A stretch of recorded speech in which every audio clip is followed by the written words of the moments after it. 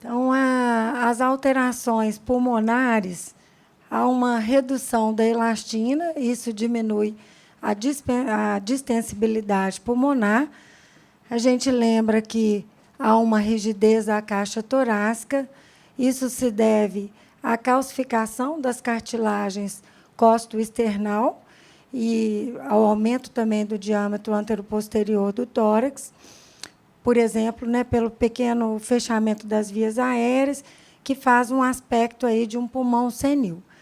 Então, isso, junto à redução do reflexo da tosse, o idoso tem tosse menos eficaz e também tem uma redução da participação da musculatura e da eficácia da musculatura intercostal, que pode aí contribuir, junto com outros fatores, para, por exemplo, pneumonia aspirativa.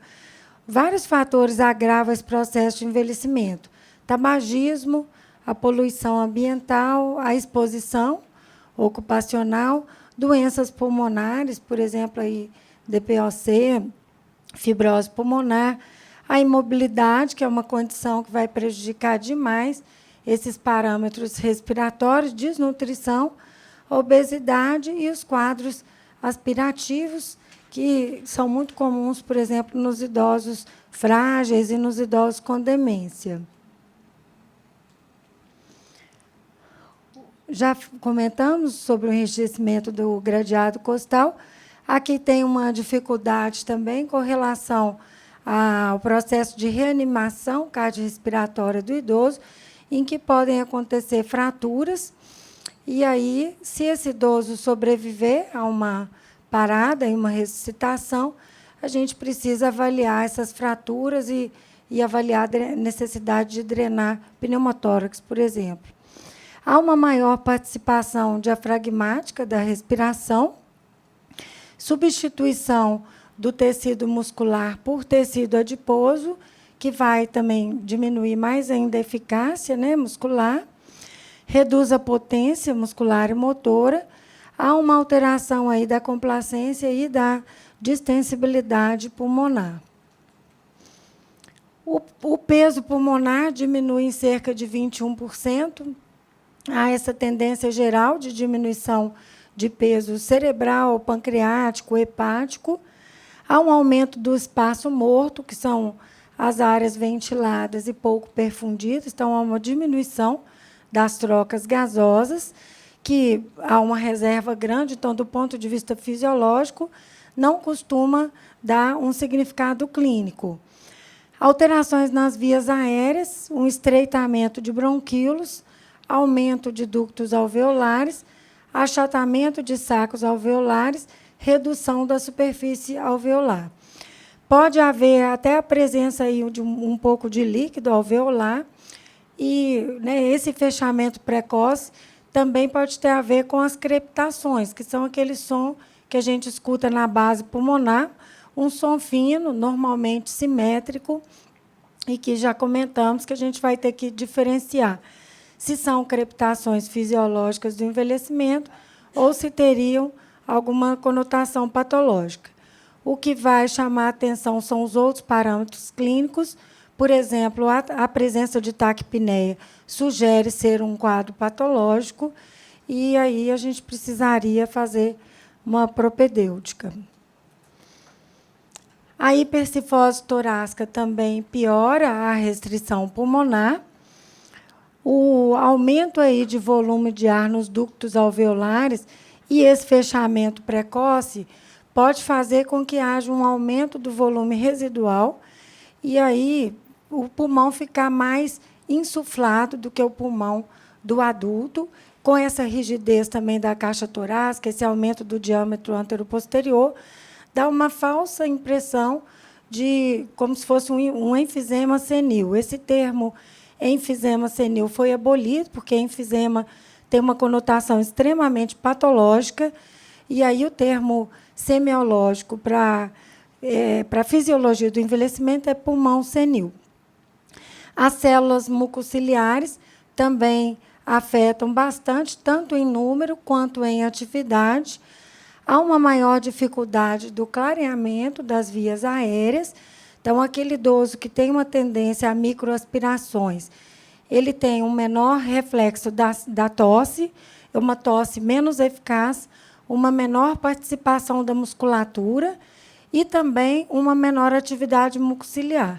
Isso aumenta a tendência de permanecer secreções ou alimentos ou líquido nas vias aéreas, aumenta também a colonização por bactérias gram-negativas e aumenta a chance de pneumonia aspirativa e de um quadro infeccioso mesmo, né? Não só a colonização. As repercussões clínicas podem afetar os resultados de espirometria.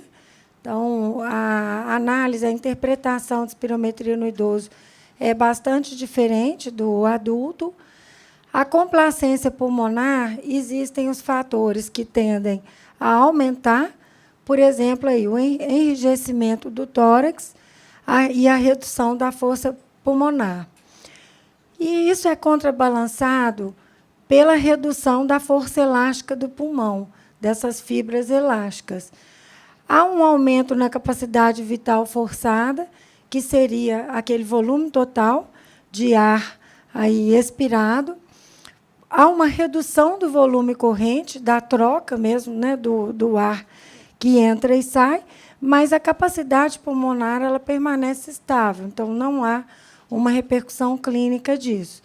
Redução da ventilação da perfusão, um aumento da reatividade das vias aéreas, e há também aqui um fator preocupante, que é a redução da resposta do centro respiratório à hipóxia e à hipercapnia. Isso pode ter um significado em situações patológicas, por exemplo, na apneia do sono, e aí há uma maior resistência, um limiar aumentado, né, do centro respiratório. Se a gente usar uma droga que inibe o centro respiratório, por exemplo, um benzodiazepínico, pode haver um bloqueio, uma não resposta, e aí uma parada respiratória durante o sono. Pode haver também uma dificuldade maior respiratória em idosos com DPOC descompensado, em idosos com pneumonia, quadros agudos, e uma maior chance aí de hipoxemia e hipercapnia. Então, alguma dúvida a respeito da fisiologia do sistema respiratório? Eu acho que seria interessante as perguntas a gente fazer no intervalo, né, entre um sistema e o outro. Então, vamos falar agora sobre o envelhecimento fisiológico do sistema digestivo. O aparelho gastrointestinal tem uma reserva grande, então, as alterações que acontecem não costumam trazer repercussões clínicas. Há uma tendência à redução da motilidade gastrointestinal, de uma forma geral, né, esôfago, estômago, os intestinos, e também aí uma lentificação retal e anal.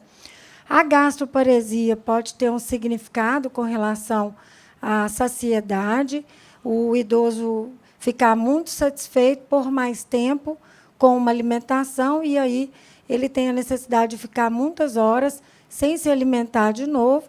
Então, na orientação clínica, a gente precisa colocar que, às vezes, é preferível alimentar menos, mais vezes ao dia. E avaliar, né, lógico, diferenciar aí questões patológicas também. Há uma redução da musculatura abdominal. Isso pode aumentar o risco, por exemplo, de hérnias e também de constipação.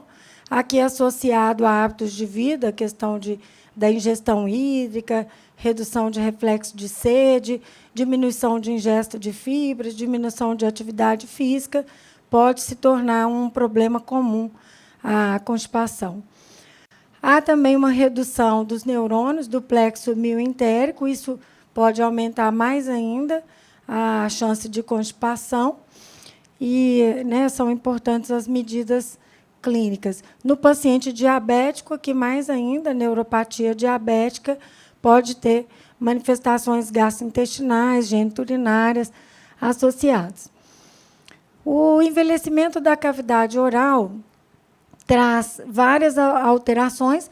A mucosa oral segue as alterações fisiológicas da pele, então há uma tendência à atrofia, a ficar mais lisa e ressecada, menos elasticidade e uma maior susceptibilidade a lesões. Há uma atrofia das papilas gustativas, como nós já conversamos no aparelho, né, sensorial. As glândulas salivares apresentam perda acinar, perda ductal, presença de um tecido fibrogorduroso. Há uma tendência à redução da produção de saliva, porém, a queixa de xerostomia, no geral, a gente não pode dizer que a boca seca se deve exclusivamente às alterações do envelhecimento. No geral, há fatores patológicos associados, principalmente medicamentos, que são drogas anticolinérgicas e que aí vão diminuir bastante a produção de saliva. Os dentes, no geral, não se justifica dizer que um idoso está perdendo os dentes por causa das alterações fisiológicas.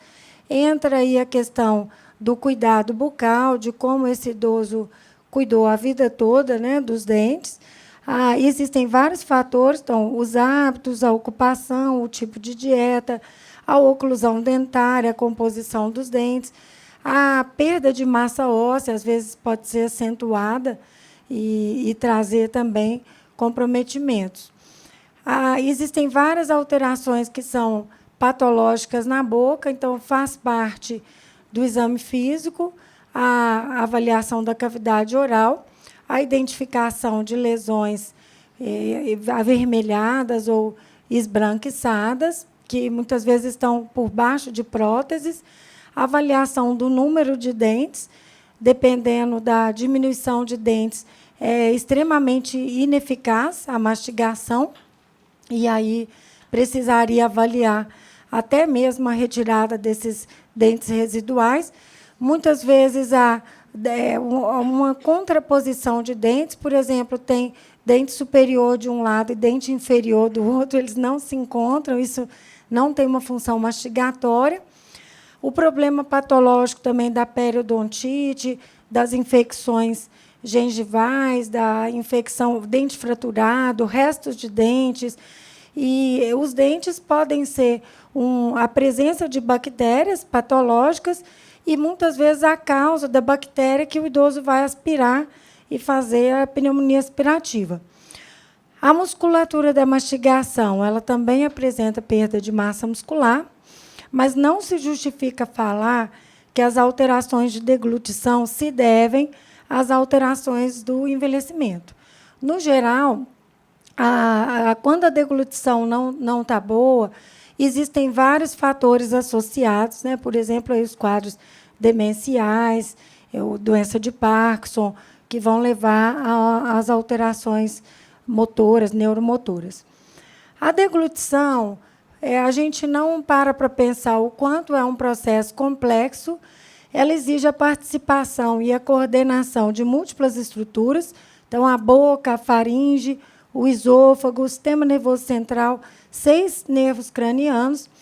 As fases da mastigação são várias, então, quando coloca o alimento à boca, existe todo o movimento da musculatura, a musculatura da língua, a musculatura da gengiva, a mastigação, a trituração dos dentes, a mistura desse alimento com a saliva, ali já começa o processo digestivo, a ação enzimática. Depois que esse alimento toma uma consistência mais pastosa, ele precisa passar, né, para faringe, então é necessário que haja uma sincronia entre o palato mole subir e a epiglote fechar, e também relaxar, então passa para a faringe. É preciso relaxar o esfíncter esofagiano superior, acontecer as contrações esofagianas e fazer a propulsão do bolo alimentar. Então, nesse meio do caminho aí, tem várias alterações que são patológicas. Aí vem as sequelas de AVC, comprometimento de nervos cranianos, o comprometimento, por exemplo, né, da doença de Parkinson, que leva ao comprometimento aí da musculatura, lentificação, a cialorreia na doença de Parkinson, e aí as demências, a fase avançada. Então, diante de queixas de deglutição, a gente precisa sempre pensar na possibilidade de quadros de senilidade patológicos e não de fisiologia do envelhecimento. O esôfago, não se usa mais o termo presbisôfago, que já foi muito utilizado. A musculatura proximal do esôfago é musculatura estriada, então sofre uma influência grande, por exemplo, na doença de Parkinson. Os 2/3 distais são musculatura lisa. Há uma redução da inervação intrínseca, e aí pode haver problemas maiores, por exemplo, quando existe a diabetes, a neuropatia diabética, a musculatura lisa se altera menos. Existem as contrações terciárias esofagianas, que são contrações ineficazes na propulsão do bolo alimentar, são contrações não propulsivas. Pode haver uma maior lentificação do esvaziamento esofagiano, às vezes uma sensação de que, né, o alimento não está descendo, e é claro que aí a gente vai ter que pensar nas disfagias baixas, comprometimento esofagiano, por exemplo, compressões extrínsecas, tumor, a esofagite provocando inflamação no esôfago, o refluxo gastroesofagiano, e também a presença de divertículos, que às vezes faz o enchimento de alimento e dificulta a passagem do alimento. Quando há presença de divertículo, pode haver a halitose e também a regurgitação de alimentos que ficaram presos no divertículo. Todos esses são senilidade e não senescência. Pode haver também distúrbios funcionais, a acalásia do esfíncter inferior, uma assincronia, o funcionamento do esfíncter esofagiano. Todo o esfíncter ele fica, né, contraído, e ele funciona quando ele relaxa. Então, essas alterações de relaxamento podem provocar desconforto, inclusive dor torácica, dor à deglutição, e ser até um diagnóstico diferencial, aí, por exemplo, com a precordialgia. Há uma redução da pressão de repouso esofagiana, e essas alterações fisiológicas elas vão ser sempre diagnóstico de exclusão. Diante de uma queixa de disfagia, é obrigatório a propedêutica clínica. O estômago tem uma tendência à gastroparesia, então, há uma lentificação do esvaziamento gástrico. Isso pode prejudicar a farmacocinética de algumas drogas que podem sofrer alteração no meio ácido. Então, aqui está, por exemplo, cetoconazol, fluconazol, tetraciclina, indometacina, a droga para a doença de Parkinson, né, levodopa, também sofre alteração mais tempo no meio ácido. Pode haver uma redução das células parietais, e aí uma diminuição da produção de ácido clorídrico e pepsina. Pode haver uma hipocloridria ou acloridria. No entanto, o idoso, né, por ter menos ácido, ele não está livre de problemas pépticos, de gastrite, porque há uma perda do balanço da proteção gástrica. Então, há uma redução de prostaglandina, de muco, de bicarbonato, e isso aí diminui a proteção. Então, mesmo assim, é possível haver, né, as úlceras e os processos de gastrite são bem comuns. Redução da secreção de gastrina, redução da produção do fator intrínseco. Esse aqui, para nós, tem um significado grande na absorção de vitamina B12. Justifica-se pedir a vitamina B12 no idoso, que tem uma função importante na maturação do sistema hematopoético e também na parte neurológica. Então, faz parte, né, o rastreamento da B12. Há também uma maior colonização pelo H. pylori, que a gente vai ter que ver aí se vai ter que tratar ou não. Aqui é colonização, não infecção. O intestino delgado é um órgão muito grande, de uma reserva funcional grande, não costuma dar alterações patológicas. Há uma redução das vilosidades, existe uma alta capacidade de absorção, pode haver uma diminuição da absorção de cálcio, aí principalmente devido à redução de receptores de vitamina D e também da vitamina D circulante. Pode haver uma redução da absorção de ferro, mas não costuma ser causa de anemia ferropriva.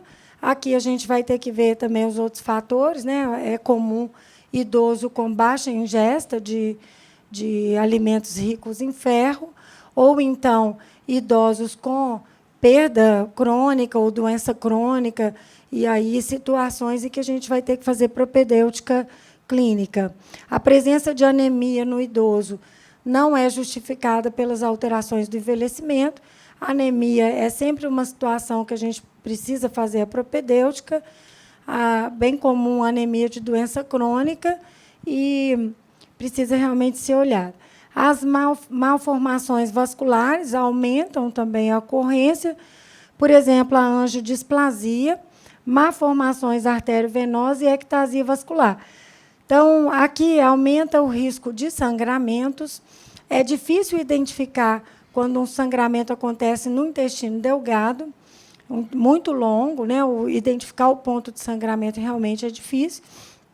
E aí, em pacientes que estão com anemia, com perda de sangue oculto fecal, pode ser meio complicado, e aí fazer até aquele exame, né, de acompanhamento com a ingestão da cápsula, a filmagem, porque o intestino delgado a gente não vai conseguir ver igual nós conseguimos ver o intestino grosso, diretamente lá na colonoscopia, né?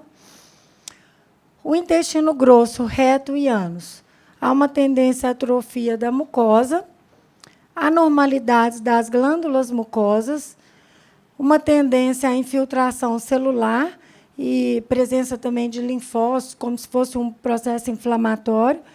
A camada muscular, ela pode estar hipertrófica, e aí nas porções de entrada de vaso, de nervo, que ficam fragilidades da musculatura, ali pode haver a formação de divertículos. Então, o divertículo está muito associado ao envelhecimento intestinal. A diverticulite é sempre uma situação de senilidade patológica. Há uma redução da distensibilidade, também pela redução aí de colágeno e elastina, alterações estruturais também do colágeno, diminuição da força do esfíncter anal externo. Não justifica dizer que um idoso está com incontinência fecal por alterações fisiológicas do envelhecimento. A gente vai ter que olhar as questões patológicas, inclusive, de novo, a neuropatia diabética, redução também aí da elasticidade e da sensibilidade retal. Há idosos que se queixam da dificuldade de percepção entre fezes e gases, né? E, muitas vezes, períodos aí de constrangimento, achando, né, que são gases, e, na realidade, há uma eliminação de fezes nessa dificuldade de perceber. O fígado perde em massa, em tamanho, em torno aí de 30% a 40%. É um órgão de uma reserva muito grande também. Há uma redução do fluxo sanguíneo hepático. Pode haver uma hipertrofia dos hepatócitos remanescentes, ampliação dos espaços biliares. Aqui, no ultrassom, também pode acontecer como se fosse uma dilatação de vias biliares, porém, não visualizados aspectos obstrutivos, né? Então, isso pode ser devido à atrofia e não ao crescimento das vias, à distensibilidade das vias biliares. Há uma redução também mitocondrial, depósito de lipofucsina.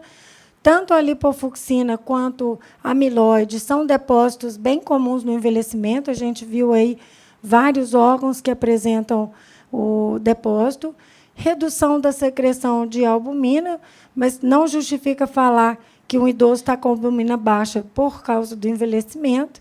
Aqui vamos ter que olhar outros fatores, inclusive a desnutrição, a redução da secreção também de colesterol, mas, na boa parte das vezes, temos idosos que são dislipidêmicos, aumento da secreção de alfa-ácidos glicoproteínas.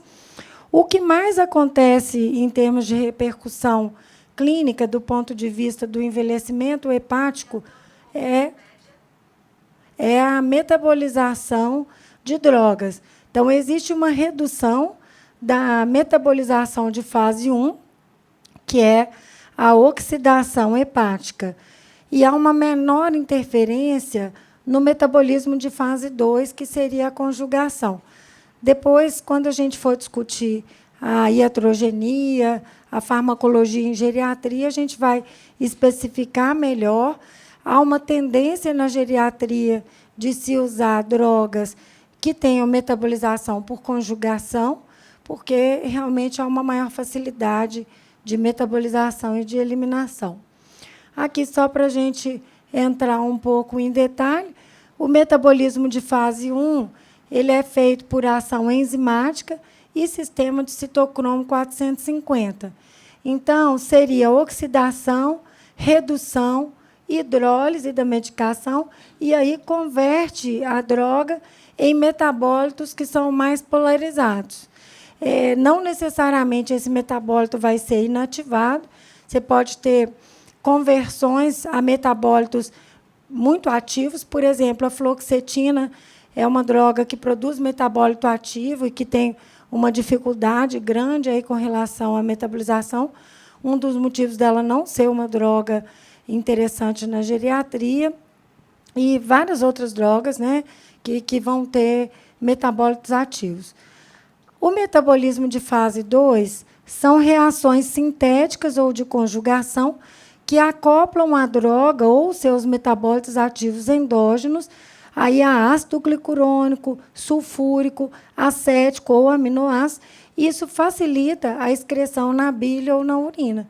Então, fica bem mais fácil aí do que um processo mais extenso com relação a quebrar essa droga. Não existe justificativa de se falar que alterações hepáticas de exames, né, ligados ao fígado sejam por causa do envelhecimento.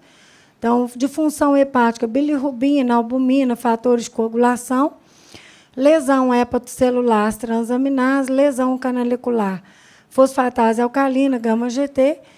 Essas alterações vão estar associadas a processo de senilidade e não de senescência. A vesícula biliar é menos estudada e sabe-se que há uma tendência à lentificação do esvaziamento, tendência à formação de cálculos, de barro biliar, de pólipos, que vão ser sempre alterações de senilidade. E aí a gente vai ter que pesar o risco e o benefício de intervenções cirúrgicas, se é um idoso assintomático, ou se é um idoso muito idoso, ou sem condições cirúrgicas. Há uma tendência, algumas vezes, de não operar. Se é um idoso jovem, que tem uma chance aí de complicações, uma expectativa de vida longa, há uma tendência à cirurgia. Alguma dúvida, algum comentário com relação ao aparelho gastrointestinal?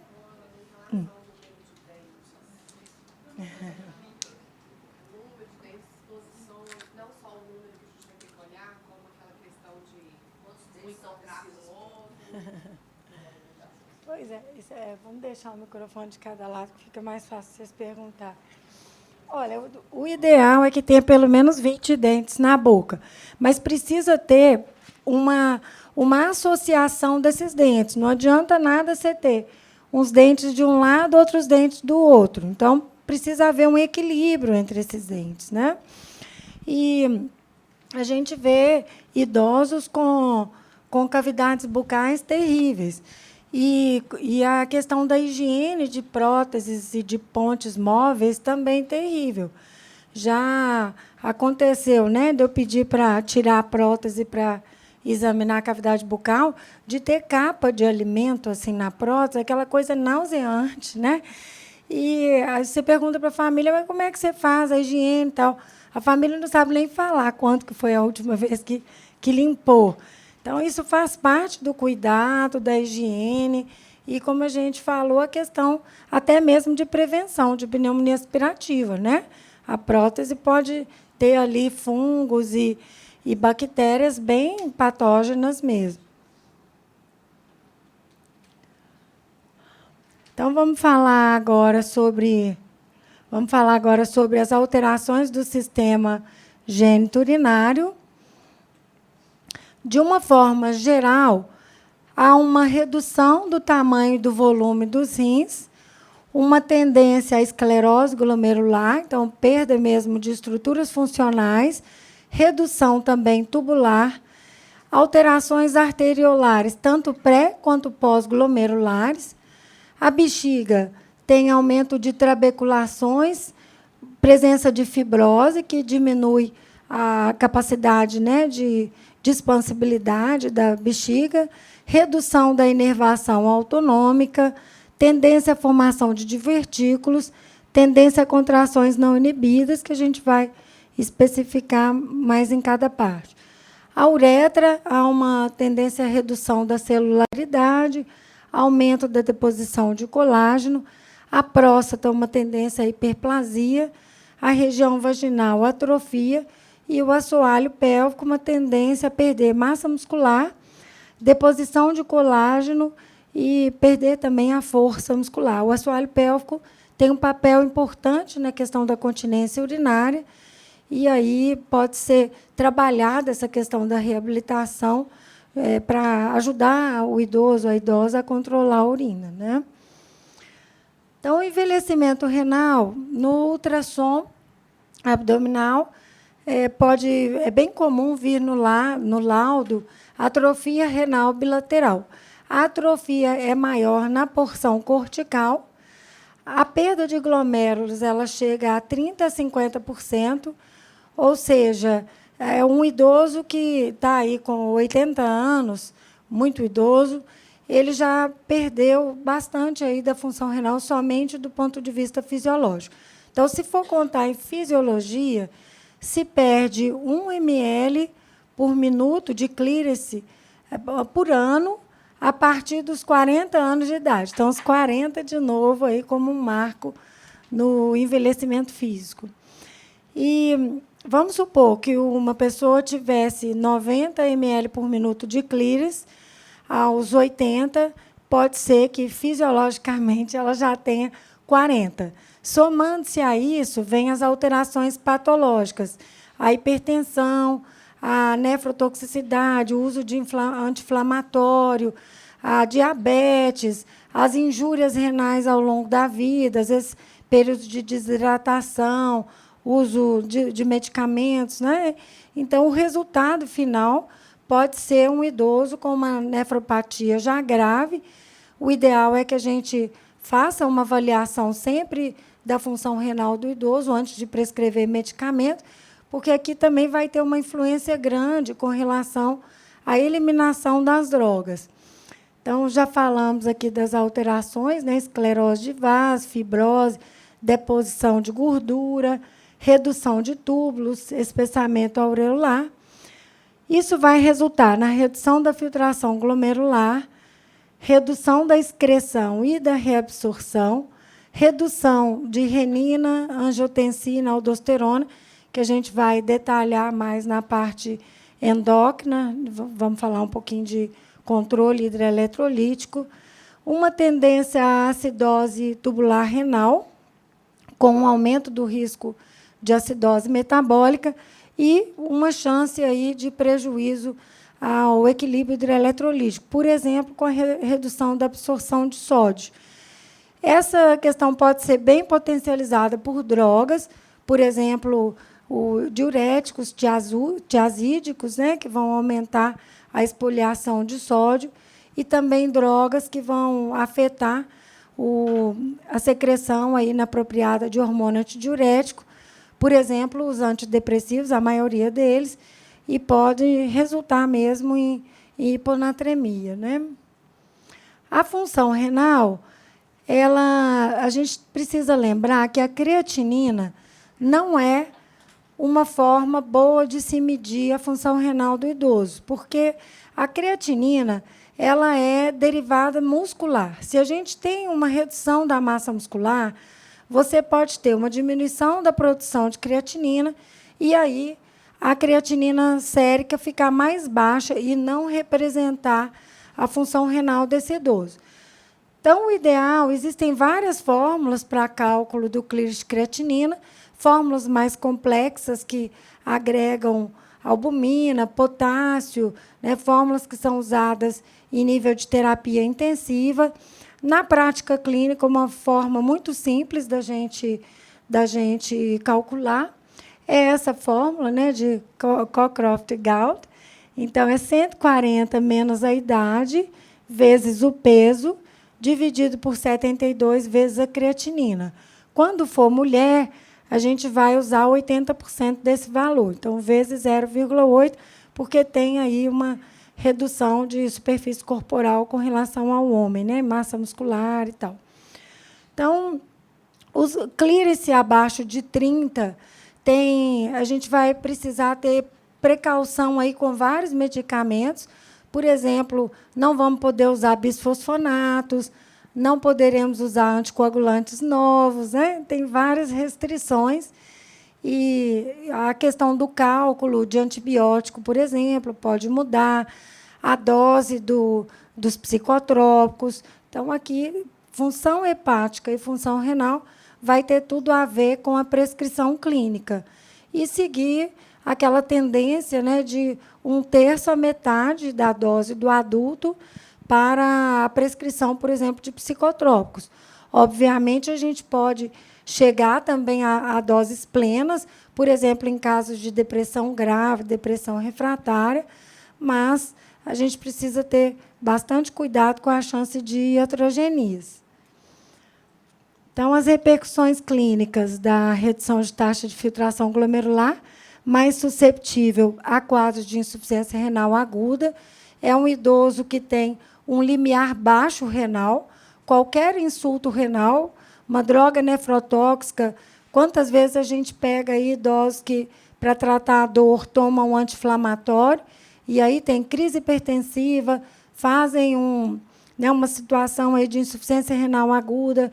A desidratação é uma situação de alerta no idoso, então, esse fator pré-renal precisa ser corrigido, a hipovolemia, muito rápido, porque realmente a descompensação é rápida demais. Já comentamos sobre a excreção de drogas, evitar as drogas nefrotóxicas e antibióticos nefrotóxicos e os anti-inflamatórios, principalmente, e evitar o máximo possível exames contrastados.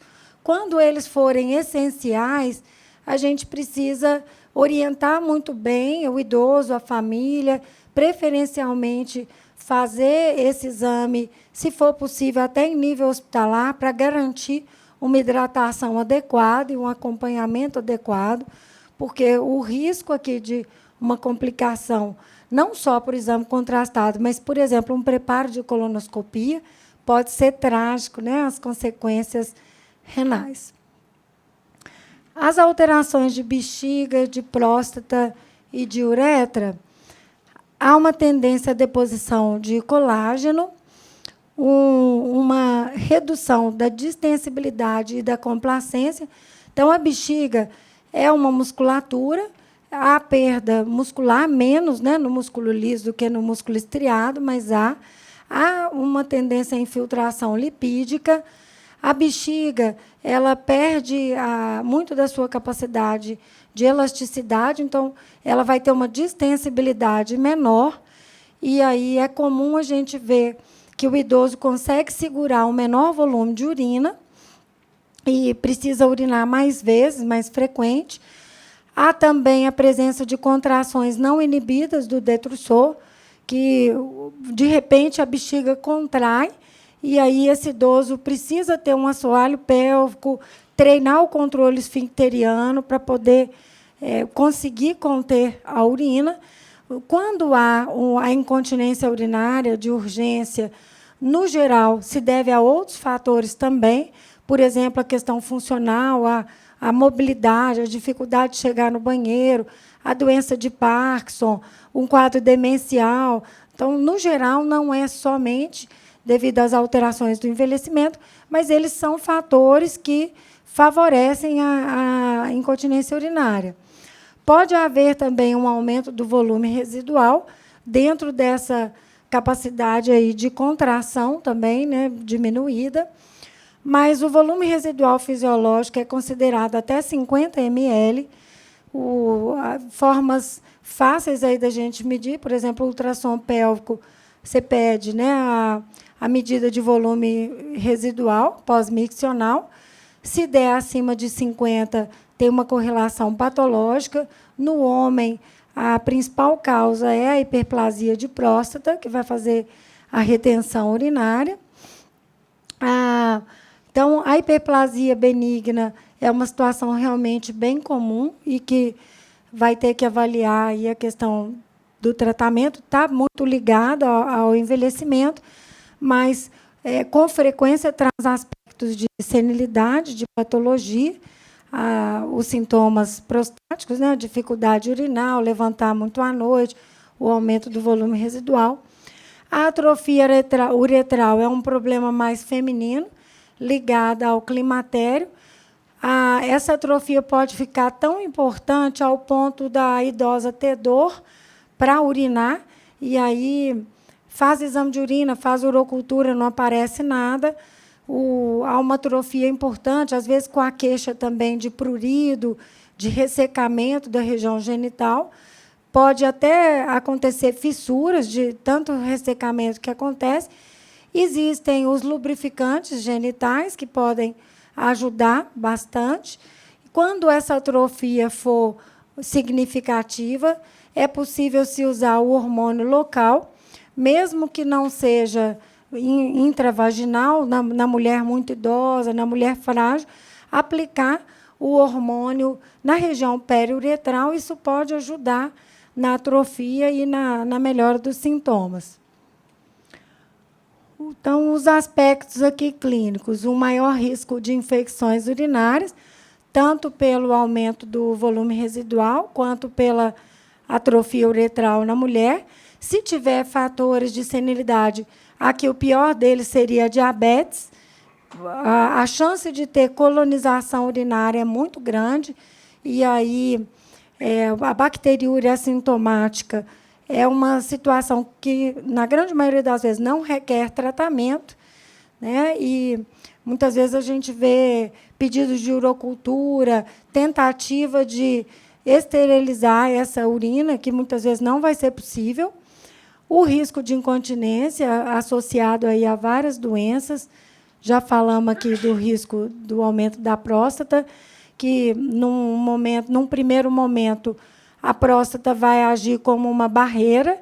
Então, uma tendência aí, né, a dificultar a micção, fator obstrutivo, mas, com o passar do tempo, pode haver uma falência da musculatura vesical, e aí esse idoso evoluir com um bexigoma, com uma insuficiência vesical, uma obstrução grave, e aí ele vai ter um outro tipo de incontinência urinária, que seria a de transbordamento ou hiperfluxo. E a atrofia a gente já comentou. Algum comentário? Algum... Qual seria a referência do GLCP da creatinina, no caso da adaptação de dosagens? Sim. 30, abaixo de 30 é bem significativo, né? Abaixo de 50, algumas drogas a gente já vai ter que estar em alerta. O ideal é estar em torno aí de 60. Na grande maioria das vezes, no muito idoso, a gente não vai conseguir um clíris muito acima de 60. Tá? Então, esse limite de 50 para 60 é um limite que está bom. Abaixo de 50 já é um sinal de alerta. Abaixo de 30 já tem restrições a algumas medicações. Abaixo de 15, mais ainda. Então, principalmente abaixo de 15 é o que vai trazer mais repercussões, né? em termos de ajuste posológico.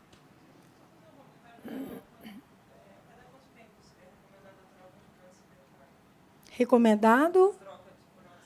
Não tem um padrão assim de quanto tempo. A questão é, se o idoso mantém o peso estável, você, né, porque se ele emagrecer demais, a prótese vai ficar bamba, se ele engordar demais. Tem a questão também que a prótese vai ficando gasta e aí vai perdendo a capacidade mastigatória. Mas depende, inclusive, da qualidade da prótese, né?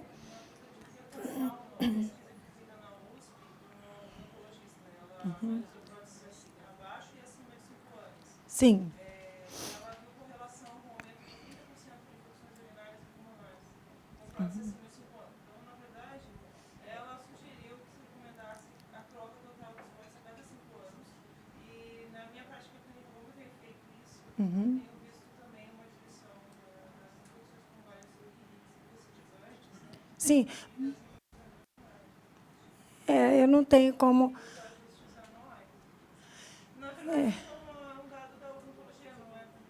Isso, exato, né? Isso aí. Eu sempre peço a avaliação odontológica, mesmo para o idoso edêntulo, eu sempre tento a possibilidade da reabilitação oral. É claro que naquele idoso que já está edêntulo ou anodonte, né, a ausência dos dentes, já há muitos anos e nunca quis usar a prótese, dificilmente a gente vai conseguir mudar e fazer uma reabilitação oral. Mas eu tenho por hábito encaminhar os pacientes para avaliação odontológica anualmente. E aí, né, acho que... Nem os odontologistas, a maioria deles não fazem a prótese. Uhum. Eu me baseei na pesquisa da... E aí eu comecei a fazer isso há alguns anos já, e eu achei... Bacana.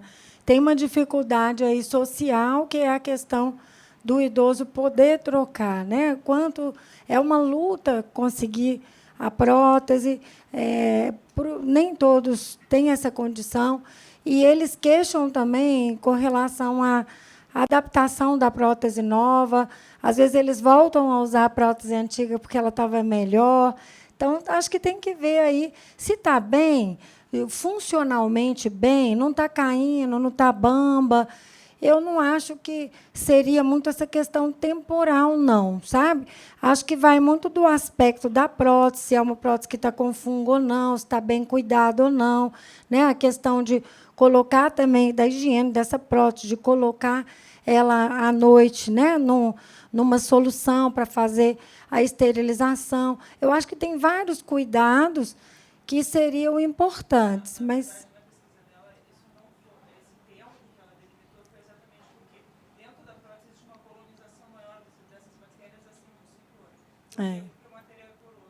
Sim, mas eu imagino que sim. Mas isso, na prática, nem sempre a gente consegue fazer, né? Então, uma coisa é o ideal, outra coisa é a prática.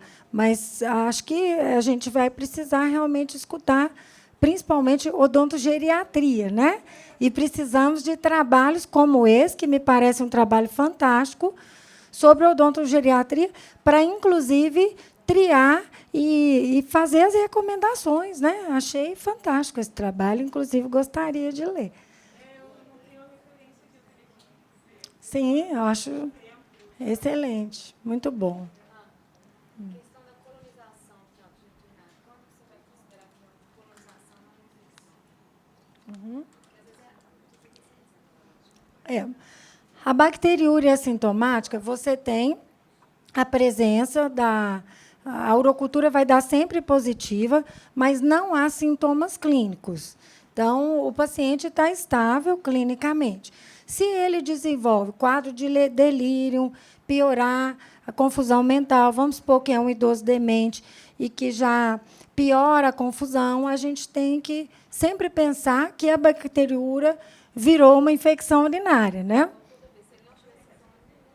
Não, eu nem peço exame de urina. Porque o que acontece? Se é um idoso, vamos supor, um idoso acamado, diabético, usando fralda, ele 100% vai ter colonização urinária. Não tem como não ter. Então, você só vai pedir um exame se for mudar a sua conduta, não é?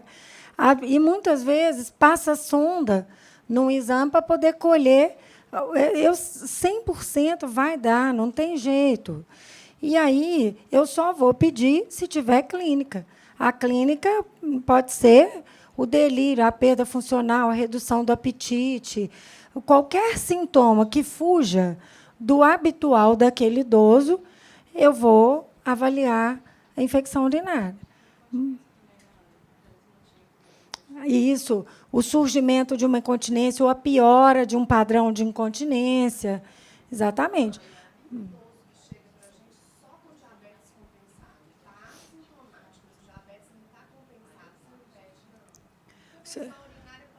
Sim, sim, peço. Então, sim, a maioria é a questão não está seguindo a dieta, muitas vezes não está seguindo a medicação adequadamente. Mas aí você tem um motivo. Se ele está descompensado, você vai ter que tratar como se fosse infecção urinária. Você tem que tirar esse fator, né? Vira até um fator de confusão. Aí sim. Então, vamos falar agora sobre o envelhecimento, as alterações fisiológicas do sistema músculo-esquelético. A osteopenia, nós já comentamos, quando falamos das alterações da conformação corpórea. Então, aquela tendência, né, o pico de massa óssea entre os 20 e os 30 anos, a tendência a perder massa óssea a partir dos 30 anos, e uma tendência grande a se perder a massa óssea na mulher após a menopausa. A solicitação de densitometria óssea é feita nas mulheres a partir de 65 anos. A recomendação é para todas as mulheres, pelo menos uma densitometria óssea, e para os homens após 70 anos. Para os homens muito idosos, acima de 80 anos, não há uma recomendação assim evidenciada, né, pelo West Task Force, como a gente vai ver na prevenção e promoção à saúde.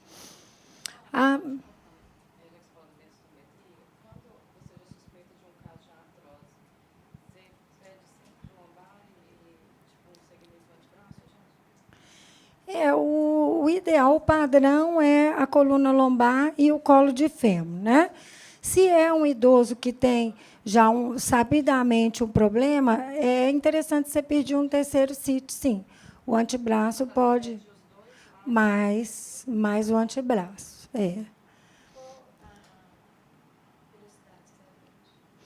Se você já tem o diagnóstico de osteoporose, você não precisa repetir mais a densitometria óssea.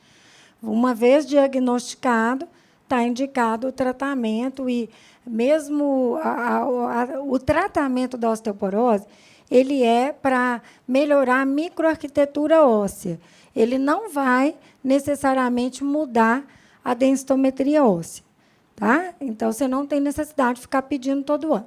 Você vai pedir anualmente se é uma idosa que está com um quadro de osteopenia e você está avaliando a progressão. Se você vê que está progredindo na osteopenia, uma vez feitos as medidas preventivas, então, atividade física regular, junto com atividade resistiva, tem exercícios que não vão adiantar para a osteoporose. Por exemplo, a hidroginástica. Precisa ter o impacto, precisa ter forçar a musculatura para forçar o osso, né? Então, é a caminhada, é a musculação, é o pilates, que vai ajudar. Juntamente com isso, a ingestão na dieta de cálcio adequada, a reposição de cálcio para a prevenção aí de osteoporose no idoso com osteopenia é altamente questionada. A vitamina D precisa estar boa, porque senão prejudica esse metabolismo do cálcio. Então, você vai medir vitamina D e tal e acompanhar. Mas a gente pede muito mais densitometria do que a necessidade. Tá?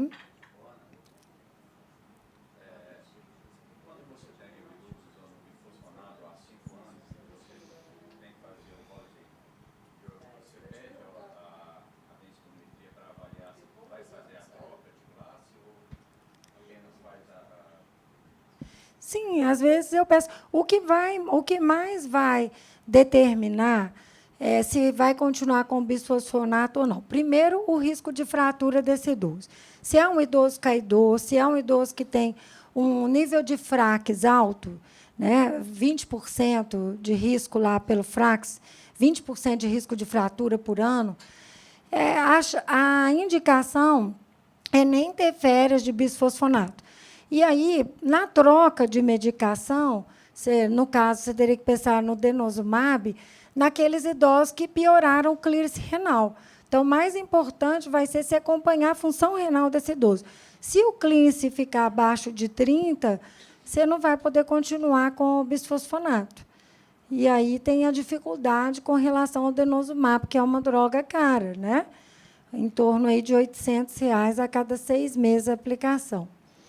Depois a gente vai ter também aulas específicas sobre isso, né? Sobre osteoartrose, sobre osteoporose, tá? Então, do ponto de vista muscular, há uma redução de massa, volume e força muscular, principalmente as fibras tipo 2, que são fibras de contração rápida. Então, quando o idoso precisa ter uma atividade rápida, por exemplo, fazer uma corrida para pegar um ônibus, né? Fazer uma força para pegar um peso, isso aí pode haver uma dificuldade muscular maior. Há uma redução das unidades motoras, degeneração da junção neuromuscular, depósito de gordura, tanto intra quanto intercelular também, intramuscular e intercelular, cortes de ressonância magnética. É impressionante, né, quando se faz a coloração e identificação de gordura, é impressionante a mudança que dá na gordura muscular. Pode haver a queixa de fadigabilidade muscular, mas aqui não é só fisiologia do envelhecimento, aqui entra também a questão do condicionamento, da fragilidade, das doenças associadas, tanto que a fadiga, o cansaço aos pequenos esforços é um dos critérios aí da fragilidade, e pode haver uma redução da capacidade aeróbica com a necessidade aí de um recondicionamento.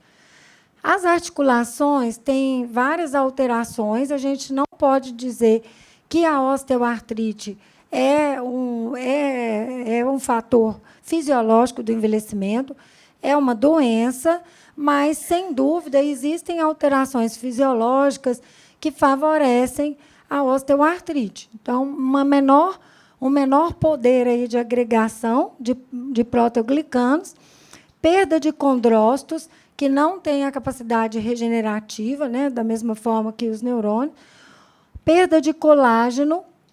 Agora, entre perder colágeno e dizer que o colágeno ingerido vai aumentar o colágeno articular, também existe uma distância grande disso, né? Da gente achar que vai ter capacidade de absorção assim, a esse ponto. Redução da hidratação e da lubrificação articular, degeneração discal, menor resistência da cartilagem, então uma maior chance aí de ruptura, afinidade por cálcio. Quantas vezes a gente faz um raio-x e vê a cartilagem bem calcificada? Há uma rigidez de cartilagens e também uma menor capacidade de absorver os impactos. Então, uma das atividades físicas aí que o jovem consegue fazer com uma certa frequência, que é a corrida, né, que vai ter muito impacto, joelho, disco intervertebral, tem algumas atividades que podem ser mais difíceis no idoso.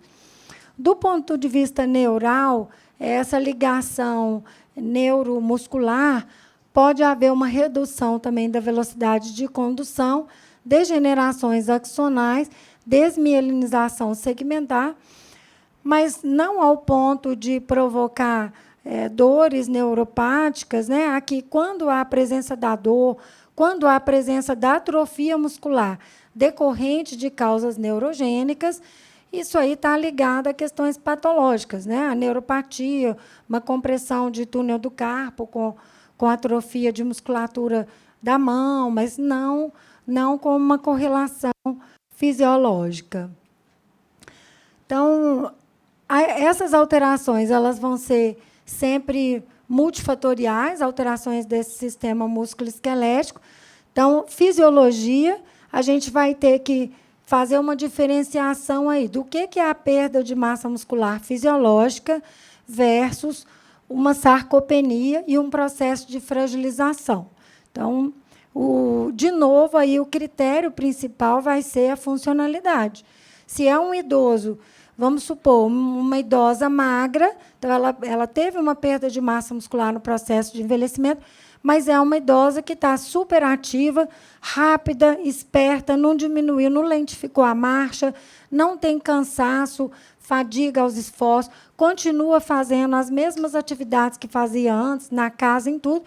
Eu não tenho como dizer que essa idosa está num processo de sarcopenia patológico, né? Ou de fragilização. E tem muito idoso magrinho que é espertíssimo. Os hábitos de vida são fundamentais.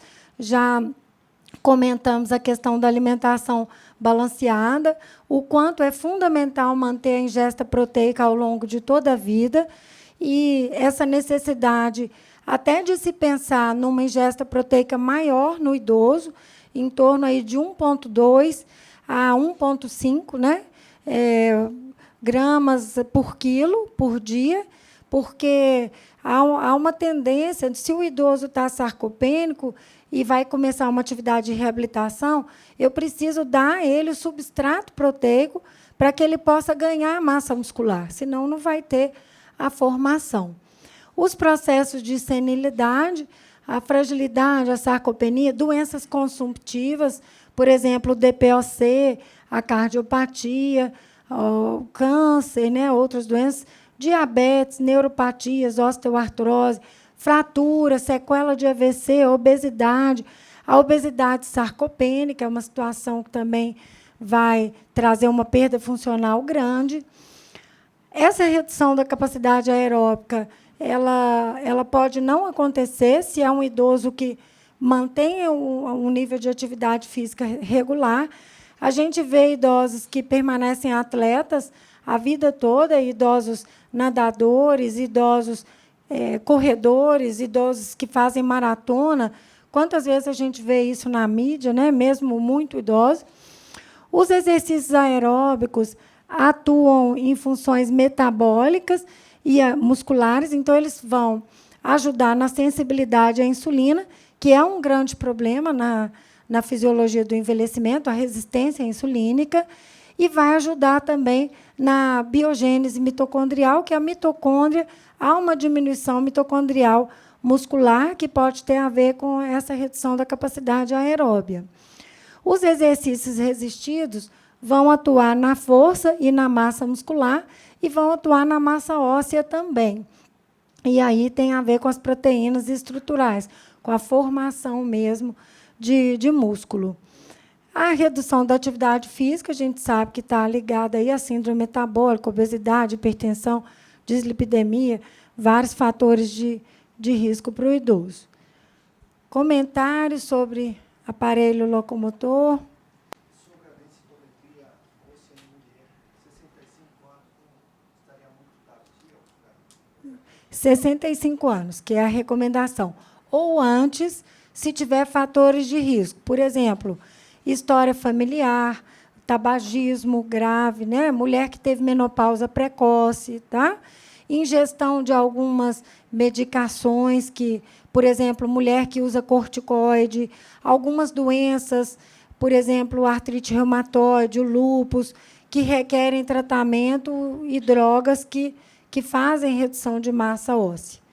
Tá? Mas o padrão para uma idosa com envelhecimento esperado, o envelhecimento normativo, é 65 anos. Em relação aos exercícios, assim, seria o melhor? Exercícios aeróbicos ou os exercícios resistidos? Porque tem exercícios que falam uma coisa, tem outros que falam outra, e vem uma onda de um do outro, ou a combinação dos dois. A combinação, com certeza, a combinação. Mas para cada idoso vai ser uma indicação de exercício específica, né? Isso aí não tem como a gente generalizar. Mas, no geral, é a combinação de aeróbico com resistivo, que vai dar o preparo muscular e mais a capacidade aeróbica. Seria o ideal. Mas, A perda das fibras tissulares, melhora Resistivo. Sempre que você quer ganhar força, massa, é o exercício resistivo. Você quer melhorar o cansaço, o condicionamento, o exercício aeróbico. E, no geral, vai mesclar os dois, né? A osteoartrose, vamos supor, o idoso que tem comprometimento de joelho, comprometimento de coluna, o exercício na água vai tirar o impacto, então vai ajudar. Para a osteoporose, você já precisa do impacto para ter benefício na massa muscular. Com frequência, você vai ter osteoartrose junto com osteoporose, e aí você vai ter que ver programas de exercício individualizados para não piorar a dor. E o melhor profissional para prescrever o tipo de atividade física é o fisioterapeuta, né? Ou então o fisiatra, que vai fazer um plano de atividade física adequado para os problemas de saúde do idoso. Porque não adianta, exercício também pode ser iatrogênico. E, por exemplo, o Pilates, essa moda de Pilates, tem muita gente que piora condições clínicas, por exemplo, problemas de coluna, por exercícios feitos de forma errada. Então, tem que ser tudo muito indicado, né? Então, vamos falar agora sobre as alterações fisiológicas do sistema endócrino e a regulação hidroeletrolítica. Então, nós vamos falar agora sobre o envelhecimento fisiológico do sistema endócrino e a regulação hidroeletrolítica. O climatério é uma situação que acontece com todas as mulheres. A idade é variável, o mais habitual é que aconteça entre os 45 e os 55 anos. Quando acontece antes dos 40 anos, é um climatério precoce e seria uma das indicações de se pesquisar até a densitometria e a osteoporose antes dos 65 anos, por exemplo, em torno dos 60 anos. É a disfunção ovariana, a falência dos folículos ovarianos, há uma diminuição, né, uma redução da produção estrogênica, mas o estroma ovariano continua produzindo andrógenos que podem ser convertidos, por exemplo, no tecido adiposo, a estrógenos. E aí, nesse sentido, as mulheres que têm uma concentração de gordura corporal maior vão ter um maior benefício na conversão do que as mulheres mais magras. Aquela possibilidade que a gente falou já do androgênio após o climatério ser um estimulador de pelos e causar um hirsutismo. A andropausa é uma situação que pode acontecer também no idoso. A gente vai falar, né, um pouquinho sobre reposição de testosterona, mas não é uma situação tão marcante assim de dizer que tem uma idade para isso acontecer. Aqui a gente vai ter que fazer diagnóstico diferencial entre hipogonadismo primário e hipogonadismo secundário e pesar muito o risco e o benefício sobre reposição de testosterona. A intolerância à glicose é uma situação que acontece com frequência no idoso, pela própria alteração aí da conformação corporal, a redução da massa magra, o aumento da gordura corporal, a redução, muitas vezes, do nível de atividade física, então, a resistência dos receptores insulínicos. Então, há uma tendência à intolerância à glicose, que também vai ter uma influência grande aí dos hábitos de vida, da alimentação, e outros fatores, por exemplo, a polifarmácia, medicações que são potencializadores para resistência insulínica. E as alterações tireoidianas, que a gente vai, né, falar em detalhe. A tireoide é uma glândula... Fala aqui no microfone. Acho que está funcionando. É só apertar aqui. Em relação à intolerância à glicose, você falou ali que aumenta os receptores, aumenta a resistência aos receptores de insulina. A quantidade de insulina diminui ou permanece estável? No geral, está estável. Há uma maior resistência. Isso aí eu vou falar daqui a pouquinho, quando falar de pâncreas, tá? Então, a tiroxina, que é o T4, é o principal hormônio secretado pela glândula tireoide. Mais ou menos 80% da triodotironina, que é o T3, ela é derivado fora da tireoide através da conversão do T4 diretamente aí nos tecidos.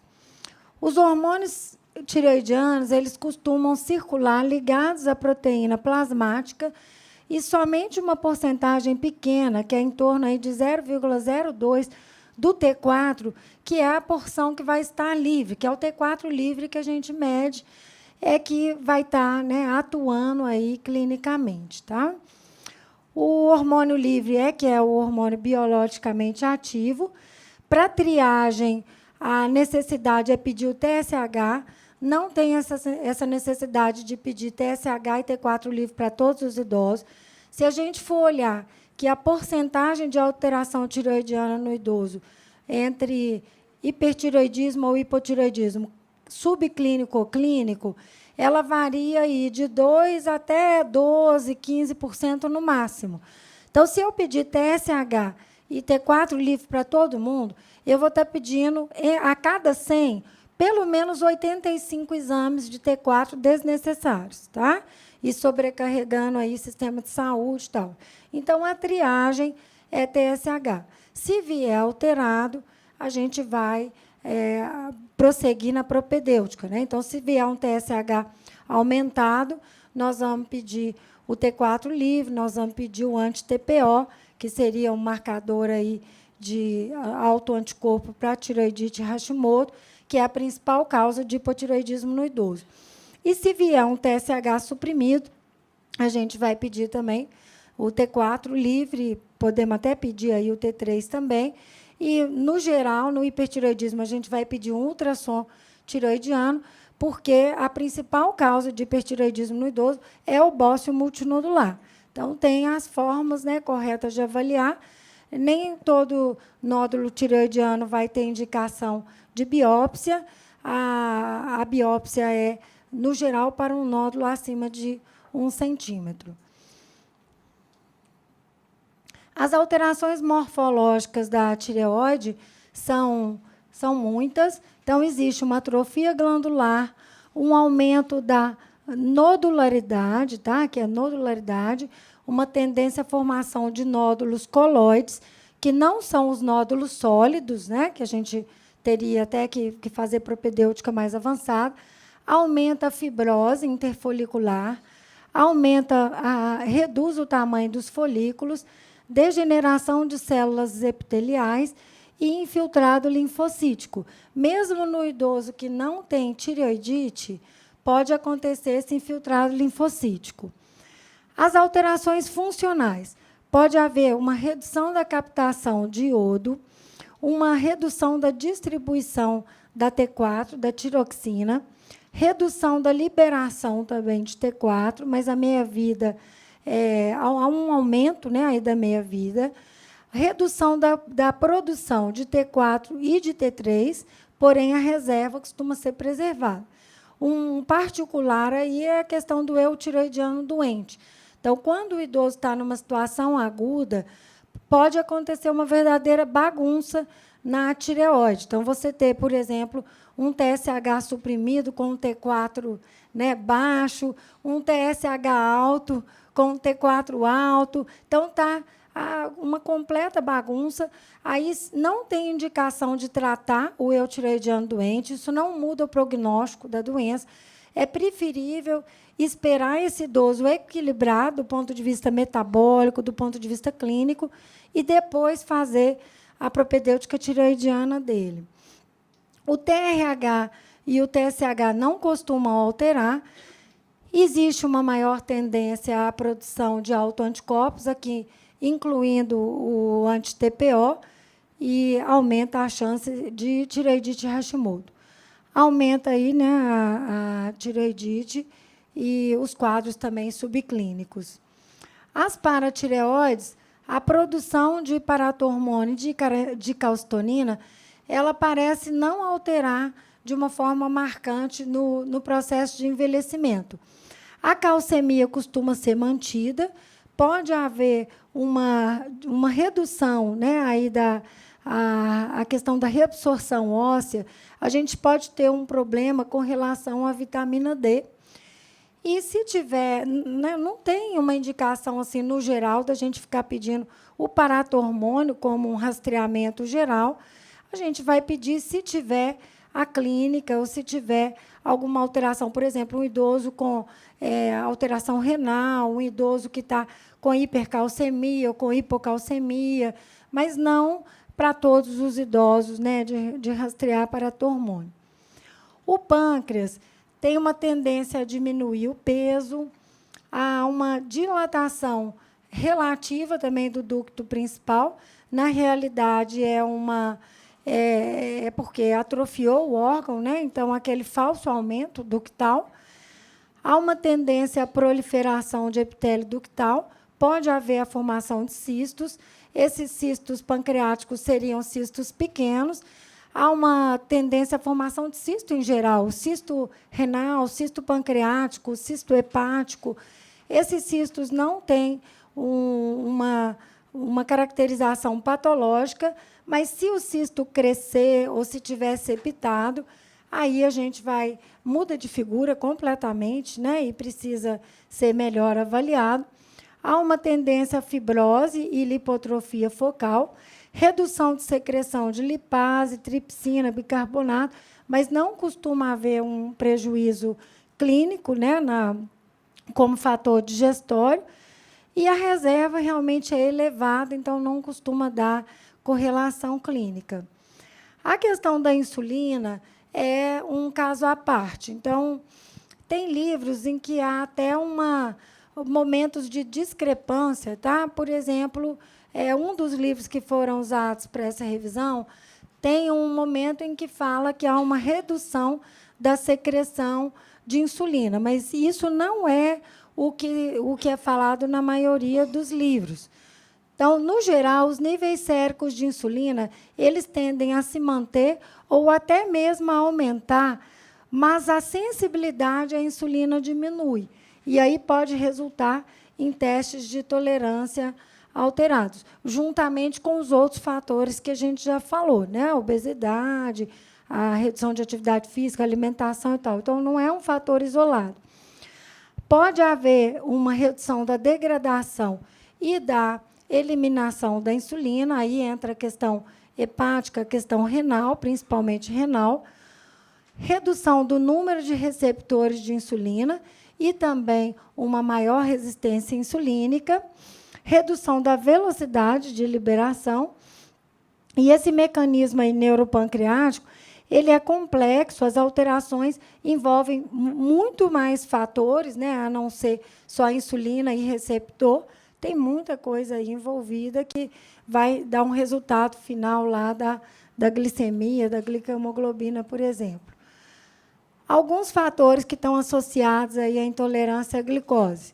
Então, a alteração de receptores de insulina, redução e resistência, diminuição do número de unidades transportadoras de glicose, aumento proporcional da secreção da proinsulina em relação à insulina, diminuição da musculatura, que a gente já sabe que a musculatura tem um papel importante aí na questão, né, do gasto basal, aumento do tecido adiposo, que é uma maior resistência, diminuição da atividade física, aumento da gliconeogênese hepática e aumento também dos níveis de glucagon.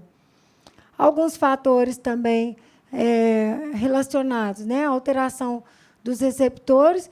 Aqui eu peguei de 2 livros diferentes, né, para vocês verem que mantém mais ou menos a mesma coisa, né? As alterações em diferentes literaturas. Tá? A regulação hidroeletrolítica também acho que vale a pena a gente enfatizar, porque a ocorrência de hiponatremia no idoso é algo comum na prática clínica, tanto aí no serviço de urgência, quanto em paciente ambulatorial, quanto em idoso internado. A hiponatremia é uma situação patológica, senilidade, mas há fatores ligados aqui à senescência, senectude, que podem propiciar. E aí, se vem um fator desencadeante, por exemplo, uma droga, né, que aumenta a espoliação de sódio, ou uma droga que faz secreção inapropriada de hormônio antidiurético, seria a gota d'água para a hiponatremia clínica. Quantas vezes a gente pega idoso, né, tomando, vamos supor, citalopram ou um outro inibidor seletivo de recaptação de serotonina, isso aí, junto com o estabilizador do humor, vamos supor, uma lamotrigina, são duas drogas que atuam na secreção inapropriada de hormônio, junto com o diurético tiazide, que aí chegam numa situação até de torpor e pode chegar até ao coma com um sódio de 118, 115, né? Um sódio realmente muito baixo, abaixo de 120.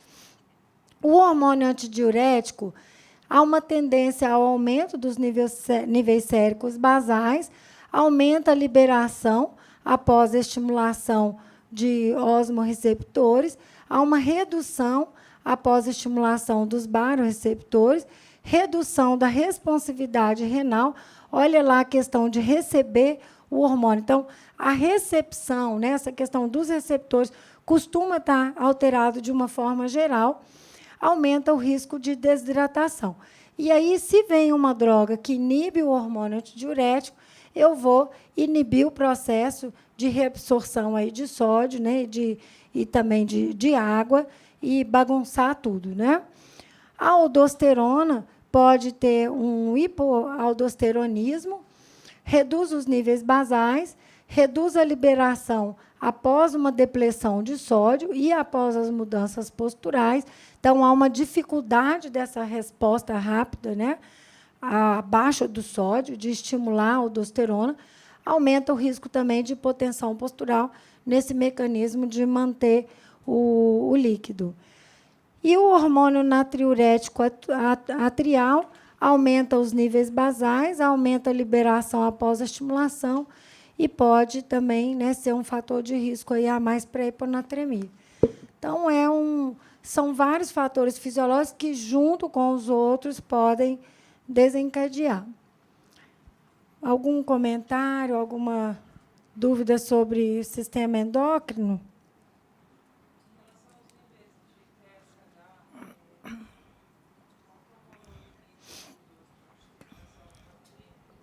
Hoje há uma tendência a diminuir esse valor, né? Hoje considera-se 2,5 a 3,5 como o valor ideal. Mas até 5 a gente ainda considera como um valor aceitável para o idoso. Entre 5 e 10 é um TSH um pouco alterado, e aí tem uma chance grande de ser um hipotireoidismo subclínico, e você vai ter que pedir o T4, o anti-TPO. Se o anti-TPO vier alto, a chance de ser uma tireoidite Hashimoto e a chance desse idoso evoluir para um hipotireoidismo clínico chega a 25% ou mais em 1 ano. E a questão, o TSH acima de 10, né, no hipotireoidismo subclínico, vamos supor, o TSH está mais que 10, mas o T4 ainda está normal. Ele tem uma indicação praticamente de tratar, tá? Se o TSH passar de 10. Se tiver entre 5 e 10, vai depender de quem é esse idoso. Então, entre 5 e 10, a gente sabe que é um risco metabólico. Então, o risco para dislipidemia, risco cardiovascular aumentado. Se é um idoso com uma grande expectativa de vida, já é dislipidêmico, já tem outros fatores de risco cardiovascular, a tendência é tratar. Se é um idoso que tem uma baixa expectativa de vida, é um idoso já com doenças crônicas, isso não vai fazer tanta diferença no contexto desse idoso, né, você tratar um hipotireoidismo subclínico com TSH de 5 a 10, mas tem que acompanhar, né? Então, de novo, é a funcionalidade que vai mandar, né? Vamos falar agora sobre as alterações fisiológicas do sistema imunológico. Então, há uma tendência a alterações da imunidade, que a gente vai especificar, tanto de resposta celular quanto de resposta humoral, formação de anticorpos. há uma tendência aí a um declínio mesmo, né, do sistema imunológico como um todo, com um maior risco de infecções. Então, como é que isso acontece? A imunossenescência tem sido muito estudada, cresceu demais, o conhecimento que a gente ganhou em termos de imunossenescência, questões inflamatórias, é absurdo nos últimos anos. A biologia tem evoluído demais, várias coisas que hoje a gente tem uma compreensão maior, por exemplo, nos processos aí de sarcopenia, de fragilização, que tem a ver também com o sistema inflamatório, né? Mas muitas outras coisas a gente ainda está por entender. É um sistema bem complexo, ele, de uma forma muito grosseira e geral, difere o que é self do não self, né, o próprio do não próprio, garante a integridade do organismo com relação a agentes e a insultos, né, inflamatórios ou infecciosos. Há um declínio no processo de envelhecimento, esse aumento do risco de infecções, aumento de doenças autoimunes e também uma redução da vigilância e da capacidade de controle, por exemplo, de mutações celulares, com também um aumento aí do risco de neoplasias. A resposta imunológica humoral, que são as imunoglobulinas, há uma diferenciação aí de célula B em resposta a antígenos, né, sobretudo os bacterianos. Isso pode estar dificultado, a gente vai ver mais detalhado, e também a resposta de linfócitos T, que é a resposta celular, também pode estar diminuída. Por exemplo, a rapidez de proliferação diante de uma infecção virótica. Então, a imunidade celular, o timo, ele praticamente desaparece no envelhecimento, né, há uma involução do timo, e aí a substituição por tecido adiposo.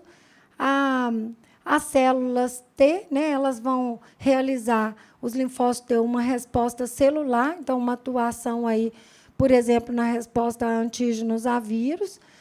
A imunidade humoral, ela tem a ver com a diferenciação para os anticorpos, a formação aí de, né, IgA, IgG, então, as imunoglobulinas. Então, a imunidade celular, essa involução anatômica e funcional do timo, redução mais ou menos de 20% a 30% dos linfócitos T circulantes, declínio na reação de sensibilidade do tipo tardia, declínio na citotoxicidade e na resposta proliferativa, redução da produção de citocinas, então, na cascata inflamatória, né, pode haver aí uma diminuição de interleucina 2, que é importante na proliferação e diferenciação dos linfócitos T, e também da interleucina 10. Parece não haver uma redução quantitativa e qualitativa na função dos, né, leucócitos segmentares, né? Aumenta o risco de infecções. E a resposta humoral, tendência ao aumento de autoanticorpos, então, aí para tireoidite Hashimoto, gastrite atrófica, por exemplo, né? Gastrite autoimune. Parece não haver mudança no número total de linfócitos B. Há um aumento nessa produção de anticorpos, menor produção de anticorpos contra antígenos específicos. Isso dificulta a resposta vacinal. Inclusive, no Brasil ainda não temos, mas existe uma proposta de chegar em breve no Brasil uma vacina para a gripe com uma imunogenicidade maior, e aí, né, um estímulo maior, que seria justificativa, seria melhorar a resposta vacinal do idoso. Há uma menor capacidade de neutralização dos anticorpos, maior latência na resposta dos anticorpos e vários fatores aí com relação às doenças, por exemplo, a desnutrição, a fragilidade, fatores mesmo, né, de doenças crônicas, neoplasias, doenças consumptivas, que podem atrapalhar mais ainda e favorecer o risco de infecções. Redução da produção de IgA e de IgG, anticorpos nós já falamos, a tireoidite, a arterite de células gigantes, também lembrar que em idosos que têm cefaleia unilateral associada à redução visual, pode ser o comprometimento aí de arterite de células gigantes. O VHS, no geral, está alterado, está alto, e o tratamento, né, precisa ser iniciado precocemente, porque senão pode dar um comprometimento irreversível do nervo óptico. Aqui já falamos, né, da secreção e da resposta da interleucina 2, e pode haver um aumento da resposta inflamatória. Por exemplo, aí, interferon, fator de necrose tumoral, interleucina 1, 6, fator de crescimento tumoral. Vários dessas respostas inflamatórias vão fazer parte aí do processo de sarcopenia, de fragilidade, né, que o objetivo é falar nas aulas específicas. O que vocês têm a comentar sobre sistema imunológico?